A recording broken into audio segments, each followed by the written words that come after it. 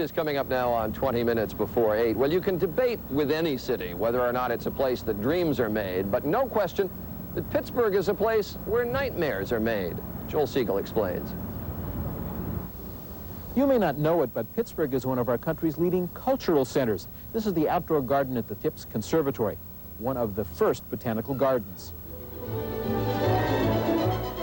The Pittsburgh Symphony, that's Lauren Mazel conducting, is a world-class orchestra. There's also a Pittsburgh Opera and a Pittsburgh Ballet. Van Gogh and Monet's Water Lilies all hang at the Carnegie Museum. And Pittsburgh is also a film center. On a winter day in 1968, a radioactive cloud passed over. Everything that was dead came back to life, and Pittsburgh became the horror movie capital of the world. Is it over? That is the scariest movie I have ever seen. Okay, stand by, please. Here we go. And that's the man who scared me half to death, and probably you too. George Romero, one of America's premier horror film directors. We're on the set of Two Evil Eyes with Adrienne Barbeau, the 11th horror film he's directed, all in Pittsburgh, where a movie industry has grown up around him.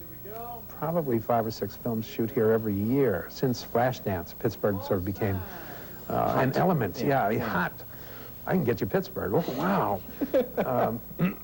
So a lot of films shoot here now on an annual basis, so it's not just us guys, but I've been doing these little horrors here for, gosh, I hate to think how many years, 20 years, yeah. It's been 21 years since George Romero made Night of the Living Dead for $72,000. It's since grossed hundreds of millions of dollars, as in grossed out. The film really did give me nightmares, in part because the almost amateur acting and the grainy, almost out-of-focus look and the Pittsburgh locations made it seem more real than the slick, you-know-it's-not-real Hollywood horror films. This was something you shouldn't be watching, something that might be true. It has a nitty-gritty feeling to it, and, you know, probably the fact that we only had 5 or 6 lights to our name had something to do with that. Most of the zombies in that movie were people from the ad game back in those days, all our clients and friends that worked with us, and everyone sort of came out as a goof and had a few beers and put some makeup on and stumbled around looking like Frankenstein. And what is that stuff that they're carrying? You must have, like, used at every butcher shop in Pittsburgh. That's actually what it was. It's stuff, the entrails that came from the slaughterhouse down over in the Strip District over there. The real stuff. Why do you smile when you say that? Well, I find it, actually, it's what we still use. There's, you know, it's pretty hard to manufacture anything that looks that way, so I think it's what Tom Savini still uses whenever he needs to do an effect like that.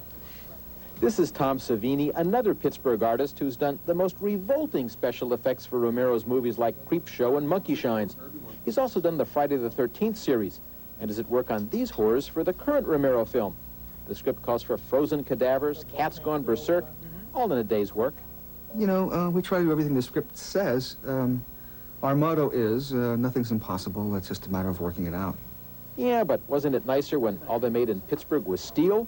Probably quieter, too. A lot fewer people screaming. The supernatural has always just sort of delighted me. You know, people that love it, it's sort of like people who like roller coaster rides. You know, if you love supernatural horror, fantasy, science fiction, or whatever, it's a hoot, it's a giggle. It's not anything to be afraid of. It's, you sort of go and celebrate it, you know. And after 3 zombie features, Dawn of the Dead shot in a Pittsburgh shopping mall made more than $50 million.